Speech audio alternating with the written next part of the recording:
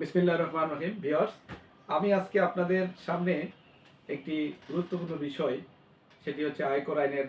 যদি আপনি অলরেডি একজন গাড়ির মালিক হয়ে থাকেন, আপনি ভাবছেন যে আপনার পরিবারের জন্য আরেকটি গাড়ি কিনবেন, সেক্ষেত্রে এই গাড়ির উপরে যে চার্জ হয় সেই বিষয়টি নিয়ে আমি আপনাদের সামনে শেয়ার করতে চাই। চার্জটা কি?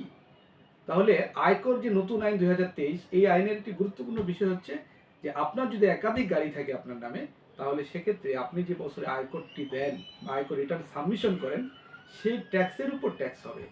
অর্থাৎ দেখা গেল, ধরুন আপনার আয়কর রিটার্নে আপনার ট্যাক্স হয়েছে 20,000 টাকা, তাহলে সেক্ষেত্রে এই 20,000 টাকার উপর আবার আপনাকে সারচার্জ দিতে হবে এই গাড়ি দুটো থাকার কারণে।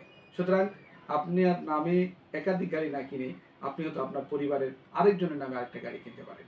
এটি আপনার জন্য উত্তম হবে এবং আপনি সারচার্জ থেকে আপনাকে নিজেকে বিরত রাখতে পারবেন এবং সেক্ষেত্রে আপনার জন্য এটা একটা পজিটিভ দিক হবে। আপনি আপনার ট্যাক্স বছরে কিছুটা কমে আসবে।